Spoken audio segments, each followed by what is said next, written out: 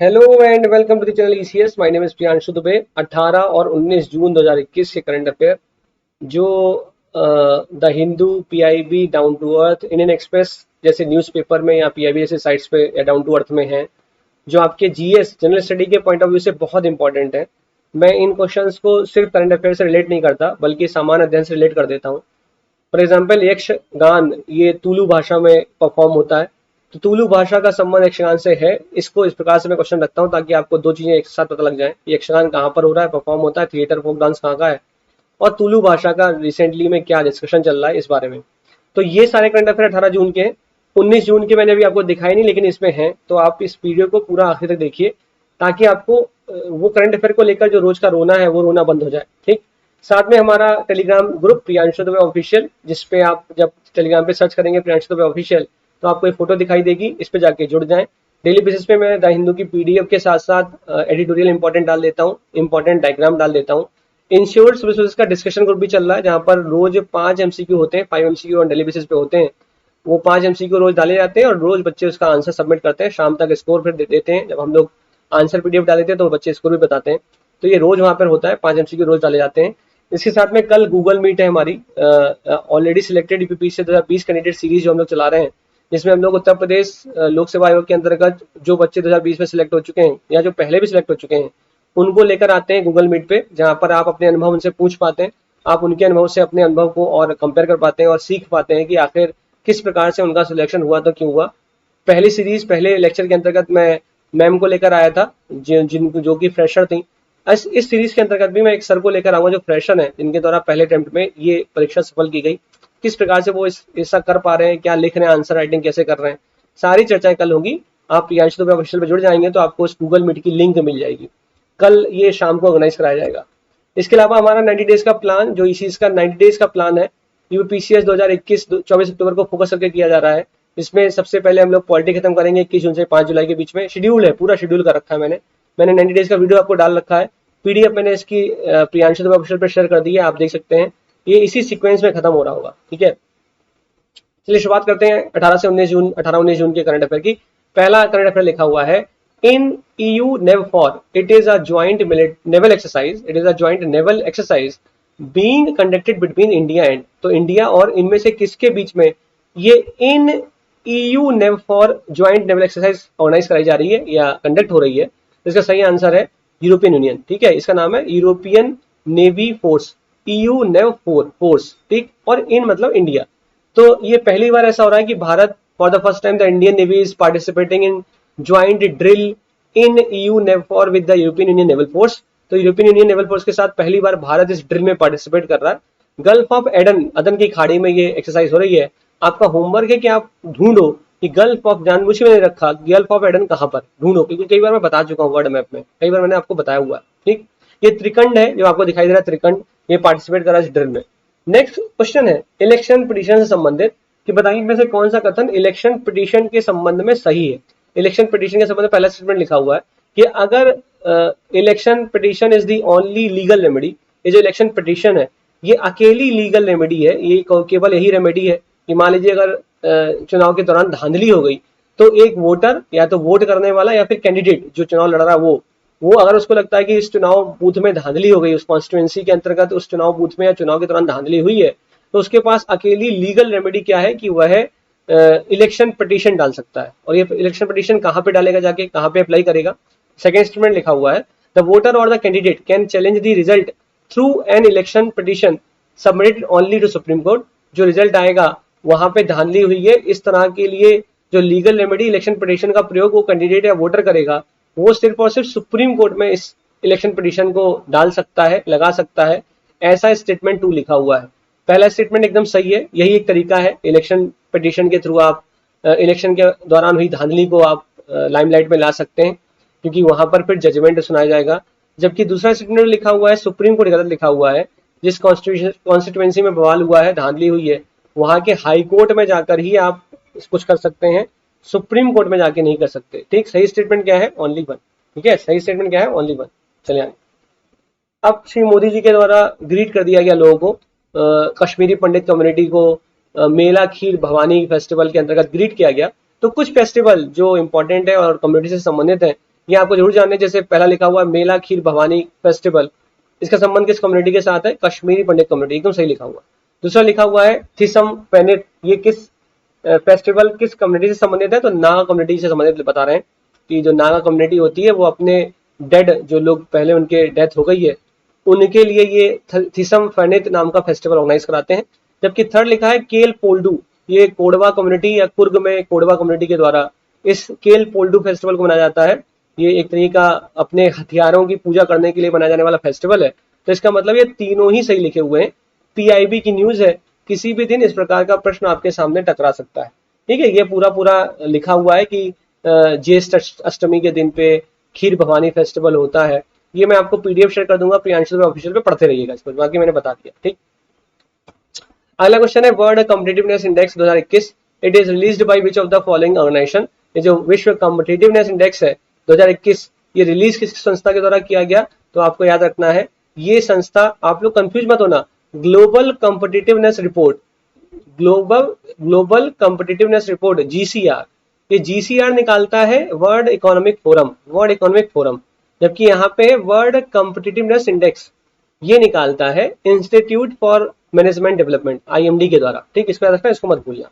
साथ में याद रखो कि भारत की रैंकिंग यहाँ पे आई है 43rd, जबकि टॉप पे रहा है स्विट्जरलैंड ने टॉप किया है इस वर्ल्ड कॉम्पिटिटिवनेस इंडेक्स में। ठीक, इसको भूलना मत। नेक्स्ट देखते हैं, national helpline 155260 and reporting platform recently seen in news in is an initiative of, ये अभी हाल में आपने कई सारे फेसबुक पे देखा होगा कि अगर आपके साथ डिजिटल फ्रॉड हो जाता है, अगर आपके साइबर फ्रॉड हो जाता है, आपके पैसे उड़ा लिए जाते हैं, ऑनलाइन पेमेंट आप कर रहे हो और आपका किसी ने ओटीपी ले ला के आपसे पैसा उड़ा लिया अकाउंट से, उस दौरान आप 155260 पर अब कॉल कर सकते हो, क्योंकि ये इनिशिएटिव लॉन्च किया गया किसके द्वारा? मिनिस्ट्री ऑफ होम अफेयर के द्वारा। ठीक है, Indian ministry of home affair के द्वारा। ये पढ़ लीजिएगा, मैंने पूरा लिखा हुआ पीडीएफ है, पढ़ लेंगे। ठीक, with reference to the general election 2019 atlas, ये एक एटलस जारी करी गई इलेक्शन कमीशन ऑफ इंडिया के द्वारा।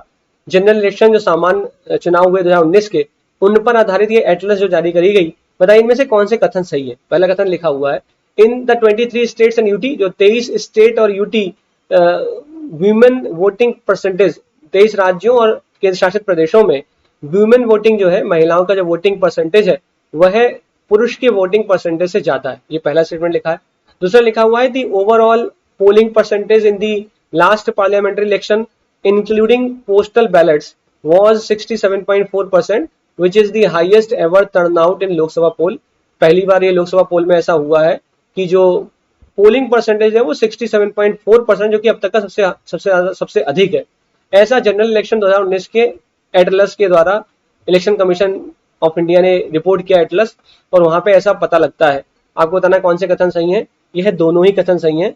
ये महिलाओं का जो वोटिंग परसेंटेज है वो मेल से ज्यादा है जनरल इलेक्शन 2019 में, जबकि दूसरा जो लिखा हुआ है कि highest ever turnout in Lok Sabha 67.4%, यह कथन भी सही है। ठीक है, मैंने लिख रखा है, आप इसको पीडीएफ पे पढ़ते रहिएगा। जो जो इसकी फाइंडिंग्स हैं इनको जरूर पढ़ लीजिएगा, पढ़ लेंगे तो आपको फायदा रहेगा। ठीक, अगला क्वेश्चन है with reference to desertification and land degradation atlas of India consider the following statement. ये रिपोर्ट जारी करी गई जिसका नाम है desertification and land degradation atlas of India, Bharat का डेजर्टिफिकेशन, मरुस्थलीकरण and land degradation atlas of India, इसको जारी किया गया। कौन संस्था इसको जारी करती है? पहला लिखा है it has been published by Indian Meteorological Department. अब आपको बताना आईएमडी जारी करता है क्या? दूसरा लिखा है ये जो एटलस है ये प्रोवाइड करता है स्टेट वाइज एरिया को, उस एरिया को जो कि बंजर भूमि है, फॉर द टाइम फ्रेम 2018-19 में जो बंजर भूमि थी उनके क्षेत्रफल को ये दर्शाता है। ये जो रिपोर्ट है इसका नाम है डेजर्टिफिकेशन एंड लैंड डिग्रेडेशन, ये जो एटलस है ये दिखाता है। आपको बताना है कौन सा कथन सही है, तो याद रखो desertification and land degradation Atlas जारी किया जाता है इसरो के द्वारा। इसरो कौन है? ये हु इज इसरो? नासा नहीं है, इसरो। ठीक, इसरो के द्वारा। इसरो का भी कौन सा मतलब इनकी संस्था, इसका नाम है जिसका नाम है space application centre Ahmedabad, SAC, इसके द्वारा इसको जारी किया जाता है। और बाकी जो सेकंड स्टेटमेंट लिखा हुआ है वो सही लिखा। ठीक है, 2018-19 फ्रेम के लिए जारी किया गया, सही लिखा। आगे चलते हैं, पढ़ लीजिएगा, पीडीएफ भेज दूंगा। राम प्रसाद बिस्मिल की पुण्यतिथि मनाई गई, बर्थ एनिवर्सरी बनाई गई। उस बर्थ एनिवर्सरी के बारे में आपको बताना है कि इस में से कौन सा कथन राम प्रसाद बिस्मिल के संबंध में, राम प्रसाद बिस्मिल के संबंध में सही है। पहला स्टेटमेंट लिखा है कि बताइए इनमें से किन षड्यंत्रों के अंतर्गत रामप्रसाद बिस्मिल का नाम आप लोगे? पहला लिखा है हिंदुस्तान सोशलिस्ट रिपब्लिकन एसोसिएशन, दूसरा लिखा है लाहौर षड्यंत्र केस, काकोरी षड्यंत्र केस, मणिपुरी षड्यंत्र केस। तो याद रखिए Hindustan socialist Republican association HSRA, यह संस्था फिरोज शाह कोटला मैदान जिसका नाम परिवर्तित हो गया, आपको पता है उसका नाम क्या हो चुका है, उस मैदान में इसकी स्थापना हुई। यहां से रामप्रसाद बिस्मिल का संबंध नहीं, लेकिन हाँ हिंदुस्तान रिपब्लिकन एसोसिएशन से संबंधित व्यक्ति का नाम है रामप्रसाद बिस्मिल, जो कि काकोरी कांड जहां पर 8 डाउन ट्रेन को लूट लिया गया, सरकारी खजाने को लूटा गया, उससे संबंधित है रामप्रसाद बिस्मिल। मणिपुरी कंस्पिरेसी कैसे संबंधित भी है, जहां पर एक किताब को ये बेच रहे थे जिसको बेचना अलाउड नहीं था, ठीक है, वहां पर भी इनको पुलिस के द्वारा पकड़ा गया। तो ये दोनों ही इन षड्यंत्रों में शामिल है, 3 और 4, इन दोनों से इनका कोई संबंध नहीं। सही आंसर है ऑप्शन सी। आपको आपका कमेंट आप करो कि काकोरी कांड, ये जो 8 डाउन ट्रेन को लूटा गया, इसकी डेट क्या है? ठीक है, 8 अगस्त या 9 अगस्त 1925 या 1924। कई सारे ऑर्गेनाइजेशन के द्वारा तुलु भाषा को लेकर ट्विटर पे कैंपेन चलाया जा रहा है, तो बताना आपको तुलु भाषा के संबंध में कौन सा कथन सही है। तुलु भाषा कर्नाटक और तमिलनाडु में बोली जाती है, पहला स्टेटमेंट। जो फोक थिएटर यक्षगान है, it is performed in Tulu language, Tulu भाषा में यक्षगान को परफॉर्म किया जाता है। यक्षगान कर्नाटक का सॉन्ग है, तो तुलु भाषा कर्नाटक में तो बोली जाती एकदम तय है। द्रविड़ियन लैंग्वेज है, तमिलनाडु नहीं केरल में और बोली जाती है। तो इसका सही आंसर क्या हो गया? पहला गलत हो गया कि कर्नाटक केरल होना चाहिए, दूसरा एकदम सही है, यक्षगान तुलु भाषा में परफॉर्म हो रहा है। सही आंसर है C2। ठीक। Which of the following country will set up an international institute for vaccine production including for COVID-19? COVID-19 को भी इंक्लूड किया जाएगा। इस प्रकार से एक international institute for vaccine production खोलने जा रहा है कोई देश, वो सेटअप करेगा भविष्य में जाके। आपको बताना है कौन सा देश है जो सेटअप करेगा international institute for vaccine production, तो आपका आंसर है ए ऑप्शन, बांग्लादेश। ठीक। बांग्लादेश भारत में किन राज्यों के साथ सीमा साझा करता है? तो वेस्ट बंगाल के साथ करता है, असम के साथ करता है, मेघालय के साथ करता है, त्रिपुरा के साथ करता है। फिर से असम लिख दिया, गलत लिखा हुआ है, आपको खुद बताना है क्या मिजोरम के साथ भी बांग्लादेश सीमा साझा करता है, खुद बताइए। अगला क्वेश्चन है which of the following are the major components of deep ocean mission? इनमें से कौन deep ocean mission ministry of earth science के द्वारा इस डीप ओशन मिशन को जो अप्रूवल मिल चुका है, मिनिस्ट्री ऑफ अर्थ साइंस, ध्यान रखिएगा मिनिस्ट्री ऑफ अर्थ साइंस का ये मिशन है जिसका नाम है डीप ओशन मिशन, जिसको cabinet committee on economic affair, cabinet committee on economic affair जिसके चेयरमैन है प्राइम मिनिस्टर, इनके द्वारा अप्रूवल दे दिया गया कि 5 साल के अंदर इतने हजार करोड़ रुपए का खर्चे के बाद डीप ओशन मिशन, समुद्र के अंदर क्या है इसको जाके भारत भी प्रयास करेगा, प्रयत्न करेगा। तो इस डीप ओशन मिशन के 6 कंपोनेंट हैं, आपको बताना है में से कौन से कंपोनेंट हैं डीप ओशन मिशन के अंतर्गत। तो मैं इसको पहले दिखा देता हूं कौन से कंपोनेंट है, फिर बातें करते हैं। कौन से कंपोनेंट है? 6 कंपोनेंट में पहला कंपोनेंट है गहरे समुद्र में खनन और मानव युक्त पनडुब्बी हेतु प्रौद्योगिकी विकास, मतलब गहरे समुद्र में development of technology for deep sea mining and mend submersible, तो ये पहला कंपोनेंट है। दूसरा क्या करोगे डीप ओशन मिशन के द्वारा? महासागर जलवायु प्रवर्तन सलाहकार सेवाओं का विकास करना चाहते हो। तीसरा, गहरे समुद्र में जैव विविधता की खोज एवं संरक्षण के लिए तकनीकी नवाचार। चौथा, गहरे समुद्र में सर्वेक्षण और अन्वेषण। पांचवा, महासागर से ऊर्जा और मीठा पानी। और छठा, महासागर जीव विज्ञान हेतु उन्नत समुद्री स्टेशन। ये 6 कंपोनेंट है इस डीप ओशन मिशन के। तो आपसे पूछा क्या, बताओ इनमें से कौन से कंपोनेंट डीप ओशन मिशन के अंतर्गत दिखाई दे रहे हैं? पहला दिखाई दे रहा है, दूसरा अन्वेषण हाँ दिखाई दे रहा है, तीसरा ऊर्जा और साफ पानी दिखाई दे रहा है। सही आंसर क्या है? डी। आपको कमेंट करना है कौन सा सतत विकास लक्ष्य साफ पानी, क्लीन वाटर और क्लीन एनर्जी की बात करता है। कौन से सतत विकास लक्ष्य sustainable development goal, clean water और क्लीन एनर्जी की बातें करता है, ये आपको कमेंट करके बताना है। डीप ओशन मिशन के बारे में जो मैंने आपको बता दिया कि मिनिस्ट्री ऑफ साइंस के द्वारा, और इनका मेन उद्देश्य है कि पानी के अंदर जो रिसोर्सेस हैं इनको एक्सप्लोर करना, ये सब चीजें मैं आपको बोल चुका हूँ। नोडल मिनिस्ट्री कौन है? मिनिस्ट्री ऑफ अर्थ साइंस, बता चुका हूँ, पीडीएफ भेज दूंगा, पढ़ लेना। नेक्स्ट क्वेश्चन है which of the following organisation is correctly matched certifying agency? इनमें से कौन सा मैचिंग सही लिखी हुई है? जैसे आईएसआई मार्क किसको दिया जाता है? क्या ये आईएसआई मार्क वेरीफाई करता है कि जो ज्वेलरी आपको दी जा रही है वो उसका स्टैंडर्ड एकदम सही है, मतलब 24 कैरेट गोल्ड है या 18 कैरेट गोल्ड है, ये वेरिफिकेशन के लिए आईएसआई मार्क लगा होता है। क्या ये सही लिखा हुआ है? बीआईएस हॉलमार्क क्या दिखाता है? ये it is a mandatory for number of products specially electronic good. जो आप इलेक्ट्रॉनिक गुड लेकर आते हो उसमें बीआईएस हॉलमार्क होता है क्या? थर्ड स्टेटमेंट लिखा हुआ है जो एगमार्क लगता है, एग्रीकल्चर मार्केटिंग के लिए एगमार्क का प्रयोग करते हो, जो कि एग्रीकल्चरल प्रोड्यूस 1937 एक्ट के द्वारा आपके पास मतलब आपके लिए आया है। एगमार्क एग्रीकल्चर मार्केटिंग एगमार्क जिन्हें आप लोग कहते हो, it is certified by ministry of food processing industry. क्या इसका certification ministry of food processing industry के द्वारा दिया जाता है। और चौथा लिखा हुआ है इंडियन ऑर्गेनिक सर्टिफिकेशन, जितने भी ऑर्गेनिकली जो भी प्रोडक्ट्स बनाए जाते हैं या भारत में जो भी उपज होती है उसको सर्टिफाई करने के लिए संस्था का नाम एपेडा है, agriculture and processed food products export development authority. Export जब आप करते हो कोई ऑर्गेनिक प्रोडक्ट उस पर सर्टिफिकेशन देने का काम एपेडा करती है, ये लिखा चौथा स्टेटमेंट। तो याद रखिए चौथा ही सही लिखा है, बाकी सब गलत लिखे हैं, क्योंकि आईएसआई मार्क ये नहीं डिफाइन करता है कि वो ज्वेलरी कितने कैरेट की है, ये तो बीआईएस का हॉलमार्क होता है जो डिसाइड करता है कि सोना और चांदी में कितना परसेंटेज ऑफ मेटल कंटेंट है। ये डिसाइड करने का काम बीआईएस हॉलमार्क का है। 2000 से ये प्रक्रिया चल रही है। आईएसआई मार्क जो आपके बिजली के प्रोडक्ट होते हैं उनमें आईएसआई मार्किंग होती है, ठीक है, मैंडेटरी होनी चाहिए बिजली में। एग मार्क ये कोई ministry of food processing industry की तरह नहीं दिया जाता, बल्कि ये दिया जाता है directorate of marketing and inspection के द्वारा। ये एग मार्क लीगली इन्फोर्स है भारत में, एग्रीकल्चर प्रोड्यूस एक्ट 1937 के द्वारा इसको लीगली इन्फोर्स कर दिया गया। ध्यान रखना ये तीनों ही बहुत इंपॉर्टेंट है, आईएसआई, बीआईएस और एग्रीकल्चर पूछे जाते हैं बार बार, ठीक है, यूपीपीसीएस के फेमस एरिया है। बाकी मैंने आपको बता दिया BIS bureau of Indian standard क्या करता है, किन दो चीजों के लिए हॉलमार्किंग कर रहा है, सोना और चांदी के लिए। कब से कर रहा है? 2000 से कर, ठीक, बता चुका हूँ। With reference to the VivaTech consider the following statement. VivaTech के संबंध में कौन से कथन सही हैं? पहला लिखा है मोदी जी के द्वारा यहाँ पर विवा टेक में वर्चुअली बोला गया कि हमारे यहाँ 5 पिलर हैं जिनके आधार पर आपको हमारे यहाँ इन्वेस्टमेंट करना चाहिए।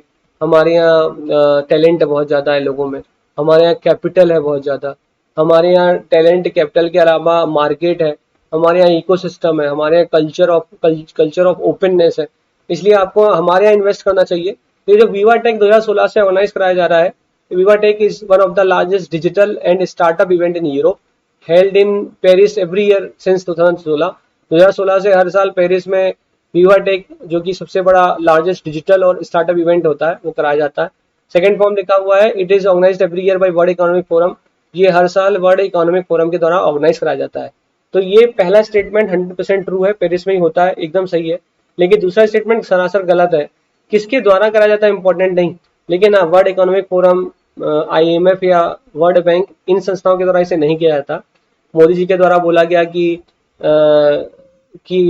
हम विश्व को इनवाइट करते हैं to invest in India, because Bharat में 5 पिलर हैं जिन पर भारत की इकोनॉमी, मतलब Bharat based on the 5 pillar, इन 5 पिलरों पे बेस्ड होकर आप भारत में इन्वेस्ट कर सकते हैं।